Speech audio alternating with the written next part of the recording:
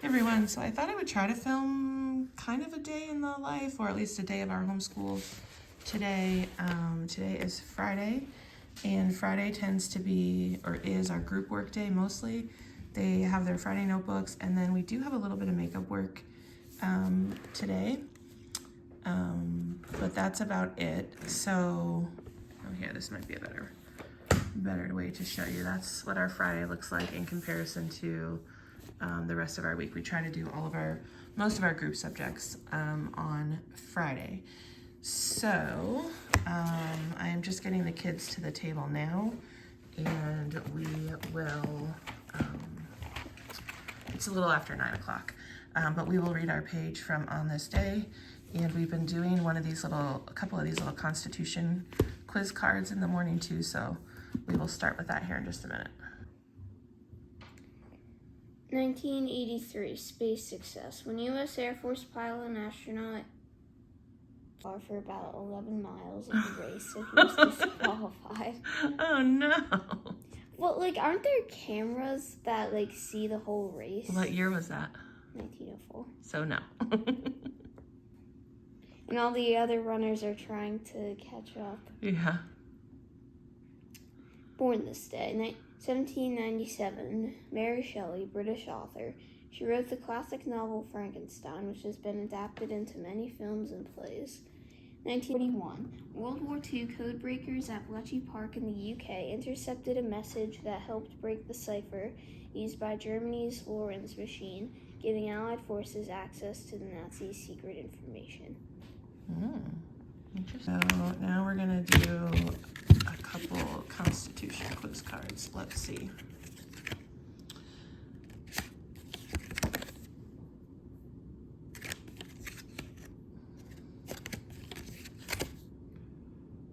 Why was the voting age lowered to 18? I feel like I know this. Feel like you know?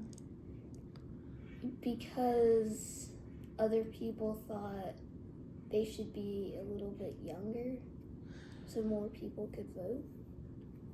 It says the unpopular military draft during the Vietnam War raised the question of why men between 18 and 21 were qualified to fight for their country, but not to vote for the leaders who made the decisions about war and peace. The 26th Amendment, ratified in 1971, lowered the voting age to 18. Let's see, I'll do one more.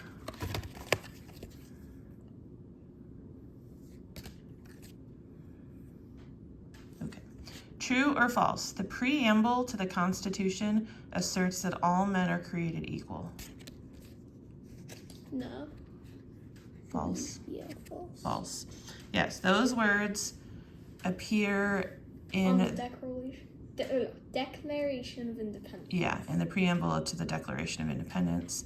The preamble to the Constitution makes no assertion of equality, but defines government as existing to maintain peace at home, provide national defense, promote the well-being of the people, and protect their liberties.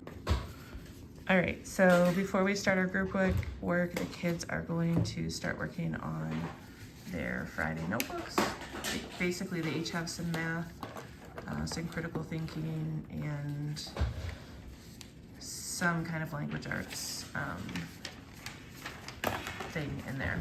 I think I've showed these in another video, but they're gonna get working on those. Usually they take between 30 minutes and an hour, just depending. So they're gonna work on those. Why I put it in there for you, because you were doing primary and secondary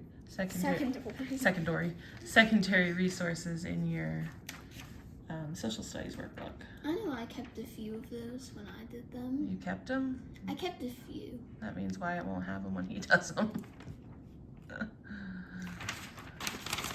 And I only kept 2 of them, and they were the 2 about trade. Oh, okay. For some reason, Do you still have them somewhere? Yes, I found them when I said keeping them. Oh, we may need those back. Well, not right. All right, what are you working on? A math problem. And Wyatt's reading his social studies newspaper. Thing. Okay, so those are X'd out. What else do we know?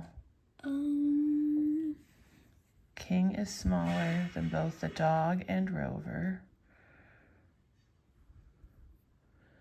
course, is younger than Angel. We know that Beauty is the oldest. So, Beauty's either the cat or the goat. Mm-hmm. Okay, they both finished their math in their Friday notebook and their little logic puzzles, and now they moved on to the language arts. So my 7th grader is reading some chapters from the desk of Zoe Washington, and then she'll have some questions to answer, and then my son is doing some vocabulary word work in his, and he also finished reading his little social studies newspaper. So that's the last thing they'll have to do in their notebooks, and then once they're done with that, I can check over their work and we can move on to our group work. All right, my son is finished. What time does that clock say? 10:07. It took him about 30 minutes for him. My daughter's still reading. But one of the things I added for our makeup work today is I noticed when I was looking over some of my son's stuff yesterday that he had not filled in all of his science notes from Science Mom. So he is going to go back and work on that right now. I'm going to check over the work that he did in his Friday notebook while he does that. And all of their Friday notebook stuff, well, in general, I keep most of my answer keys that are like printable PDFs and things, I just keep in this 5-star binder. So I'm gonna go ahead and check his work while he's working on that. Okay, so I finished going over his work. He just had one correction as his math, which I will go over with him. Normally, if they get something wrong in math, I give it back to them and ask them to look at it again and try it. This one I knew was a little bit more difficult, so I went ahead and figured it out, and then I'll go through the solution with him. These he did fine, and then this was fine. So I just need to go over that correction with him, and then his notebook is done. He's working on his science notes right now, like I said, that needed to be caught up from during the week. And my daughter is still doing her reading. Okay, so it's about 10:45. My 7th grader, it took her about an hour on her notebook, and then she had some corrections to do, so that took about another 15 minutes. While they were doing their notebooks and all that stuff, I work on planning the next week. Some of this I can do while they're working, and some of it I need to be like by myself and quiet. So I filled out everything I could in their planners, but there's still more planning that I'll need to do later, but that's what I was doing while they were working and helping them as they needed it. Next, we're going to move on to our philosophy. We are on to week 2 in Big Ideas for Curious Minds. So last week, we read about what is philosophy, and do you remember we read all those like wise and unwise responses? Yeah. Okay. Well, we are reading, let's see. Oh yeah, and then we read about knowing yourself, right? And we read about Socrates. Okay, so this week, it's learn to say what's on your mind. I don't think any of us have a problem with that, do we? Learning to say what's on your mind. Are you being sarcastic? A little bit. Because I kind of sense sarcasm. There's a little sarcasm there. It says, thanks to Socrates, our thinking friend from ancient Greece, we've learned about how you can get to know yourself better. However, quite often the situation is a bit different. You might know yourself quite well, but what you really wish is that other people understood you better. The strange and important thing about being you is that only you know what you're thinking and feeling. Other people cannot Things on the cover, I can kind of imagine how they look. Right, so describing words like these help other people to make a picture in their heads. That's like the picture in your head. Wittgenstein said that when people don't understand one another, it's because the pictures in their heads aren't similar enough. When someone doesn't understand something that seems clear in your head, instead of getting frustrated, try to describe it more carefully and see if that helps. What do you think? What do you think? What do you think about what we just read? I think that's something that we can all really learn from, don't you? And just like you said, it was very similar to an incident that happened last night, right? Oh yeah, now I remember. I eavesdropped on that. Okay. Anyway. Discussion. I knew I sensed you. Okay. So anyway, I like what he has to say about when someone doesn't understand something that seems clear in your head, instead of getting frustrated, try to describe it more carefully and see if it helps. Do you think that that's something that you guys can do? Yeah? Okay, so we're done with this, and now I think we're going to move on to game logic. So let me get... Interesting. Okay, so the section we're reading today is called Even Pharaohs Love Board Games. All right, so you guys are going to... Okay, I landed on Alexandria. I have a pyramid there, so you owe me 300 gold. All right, so I'm going to read aloud and you guys read along with me, okay? It says, do you like to dive into a round of Settlers of Catan in the evening? Do you and your friends start up a game of Yahtzee after lunch? Or maybe you prefer a classic game of cards. Just as you like to play games, so did people who lived long ago. Okay, so we just read part of our chapter in Game Logic, and we are going to do an activity where we research an ancient game. So we're going to watch some YouTube videos on the royal game of Ur. I don't know if I'm saying that right. I guess he'll tell us. And they're going to take some notes on it in their notebooks. And then we're going to try to make a paper version of it and see if we can play it. We shall see how that works, but that's what we're going to do right now. So go ahead and hit play. Okay, so we watched some videos, they took some notes. We are building our board game. We're gonna use these little, what are these called? The ones, blocks from our... Base 10. Thank you, our base 10 cent. I just used a marker to put dots on half of them to go along with the game, and then I can take them off later with some rubbing alcohol.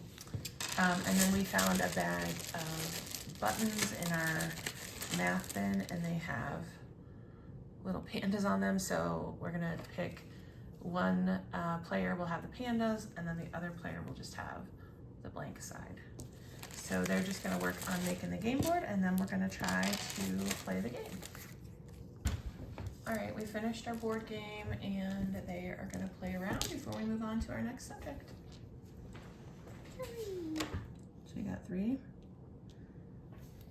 Oh wait, hang on. Yeah, you come on right here, right? 1, 3, okay. 3. Okay.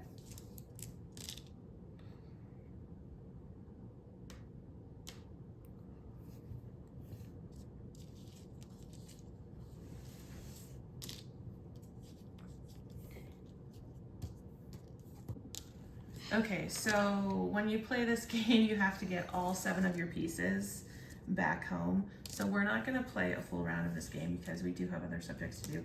So they're just playing to see who gets the first piece home, and then we'll keep this together and they can continue to play it for as long as they want later when we're done with school. So as soon as they're done with this, we're gonna move on to our election unit. We're gonna be doing a section in For Which We Stand. And then I also have this book, The Next President, that we've read this a couple years ago, but we're gonna read it again as part of our election unit today. So that's what's going on. Oh, by the way, it is 11:45. Okay, it says quick, name the President of the United States. Me.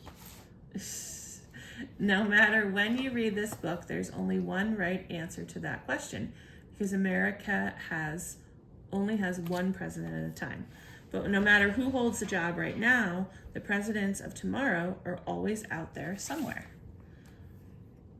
Some already know they'd like to run the country someday. Some are learning how government works as members of Congress or representatives in state, local, or student government. And some don't have a clue yet that one day they'll be president. When George Washington became the first president of the United States, there were 9 future presidents already alive in America. 4 of them were working alongside Washington in the nation's new capital. So let's read about each president, 2, 3, 4, and 5. Ava, can you read those? President 2. John Adams was Washington's vice president. Adams was known for having a short temper and So where is the next president? At least 10 of our future presidents are probably alive today. Like me. and me. If we go by the odds, 3 of them are likely serving in government somewhere already. 1 is in college or in the military.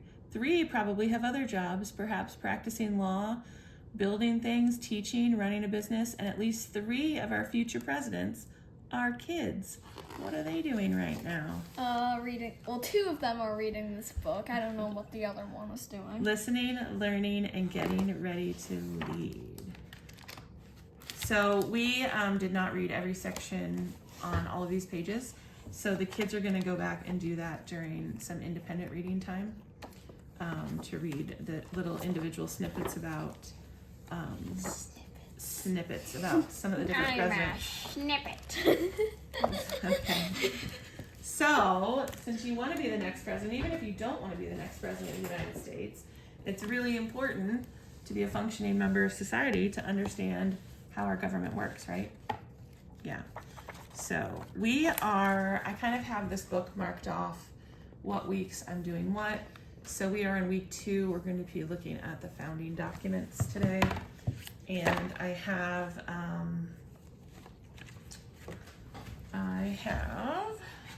some printables. I shared all these in another video, but we're going to be working on some of this, and the kids are going to get out their copies of this book, and we are going to read together. Okay, so the Bill of Rights. The Founding Fathers knew that as time went on and our country got bigger, we would need to make changes to the Constitution in the form of amendments. The first 10 amendments are known as the Bill of Rights, but they weren't added to the Constitution until later, right? Until when, Wyatt? 1791. Right. The Bill of Rights was added to offer specific protections to individuals and to place restrictions on the powers of government. All right. The First Amendment extends to the freedom of speech, religion, press, assembly, and petition to its citizens.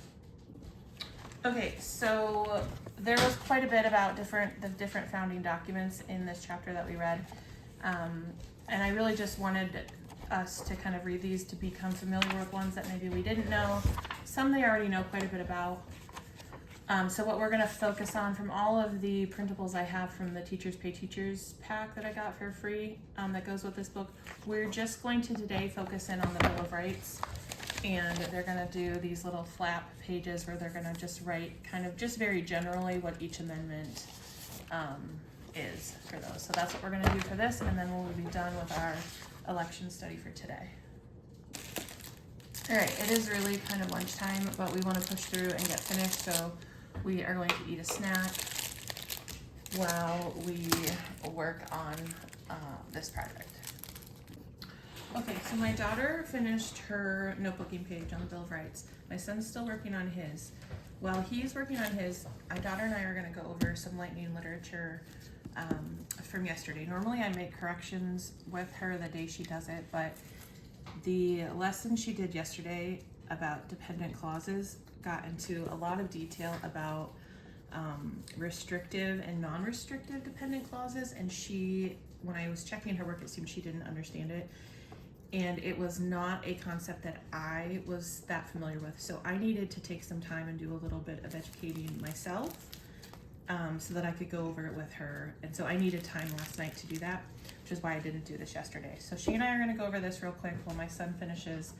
And then when we're done with that, he and I are going to make lunch. Normally I have their lunches meal prepped, but I don't have a lunch for them today. And my son has been practicing his cooking.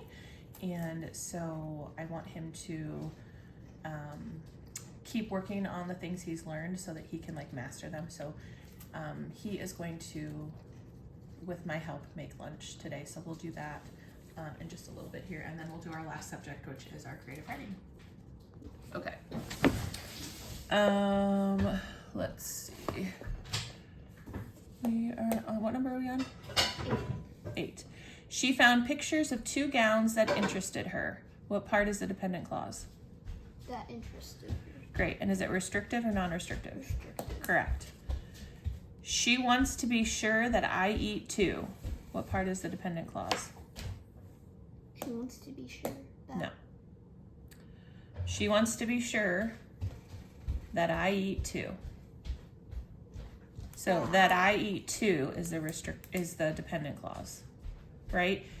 That I eat too can't stand on its own, right? Okay. And is it restrictive or non-restrictive? Restrictive. Correct. When she smiled at them, they shrieked in delight and ran back to the others. What part of that is the dependent clause? When she smiled at Correct. them. And since that comes first in the sentence, you don't have to label it as restrictive or non-restrictive. Right? Okay. Her voice was quiet as she nodded at Hannah. Great.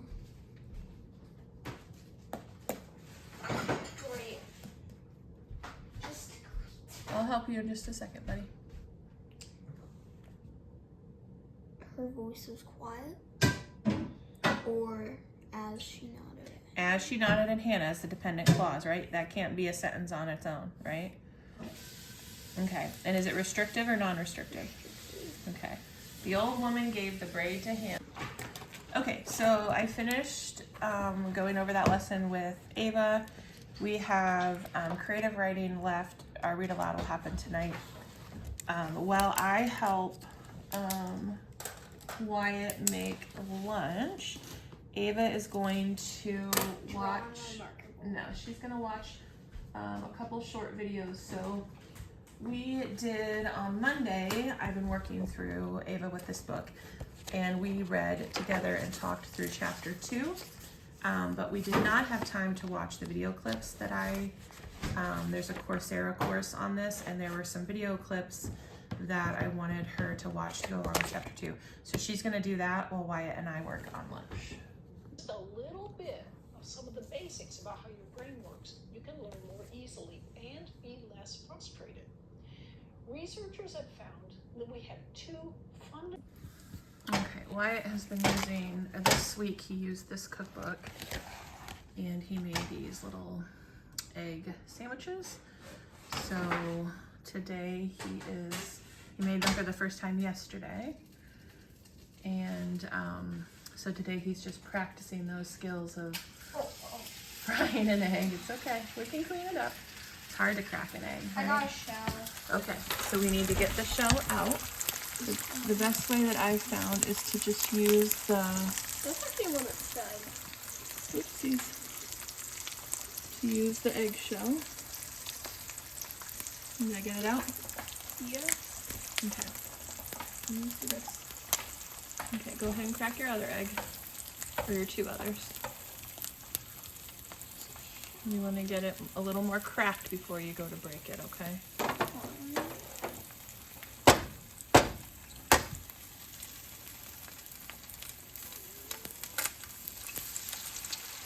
The yolk on that one came out a little. All right, so it is 1 o'clock.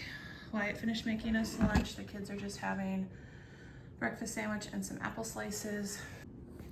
Okay, it is about 1:15. We are done eating. We eat very fast, apparently. So we just have creative writing left. Well, I get set up for that. The kids are doing the dishes. So my daughter is unloading the dishwasher. That is actually her job that she's supposed to do in the morning, but it somehow got forgotten this morning. So she is unloading it, and then my son is going to load it and clean up the dishes that he used to make lunch. And then as soon as they're done with that, we're gonna get started on our creative writing, and then that is our last subject for today, and we will be done. Okay, so my son's just finishing up cleaning the dishes, and I am ready to go over here. So this week for creative writing, we're focused on picture books this first semester. So this week we're going to do a selection from this text structures from picture books. We are going to do the book We Don't Eat Our Classmates, which is a book we've read before and my kids really enjoy. So I borrowed that from the library. We're going to read it again. And then we are going to do this lesson. So we're going to basically do these 2 pages today. This is the writing activity we're going to do. And then this is going to be a 2-week lesson. So then next week I marked, we're going to use the work we did today and we're going to add to it next week. So I have 2 activities marked for next week. So today we're just doing these 2 pages. And then I made these writing process folders for them. So I'm going to introduce them to these today. I found these folders at Target and they have a total of 4 pockets. And so I got this printable off of Teachers Pay Teachers for $1. And then I just marked each folder with a different step in the writing process. So we're gonna try to start using these for some of our in progress writing. So in just a couple minutes here, we are going to get started on that. So for the quick write, I want you guys to take a few minutes and I just want you to write, I want you to think first about a time when you made a bad first impression on someone. Do you know what that means? Yes. Okay, and we're gonna set a timer for 3 minutes once you have your idea, and I just want you to write. You can write it as a story, you can just write your thoughts. Just start writing. Yes, Ava? But that's never happened. You've never made a bad impression. No. All I've made was good impressions or great impressions. Oh my God, the confidence. No, it's true.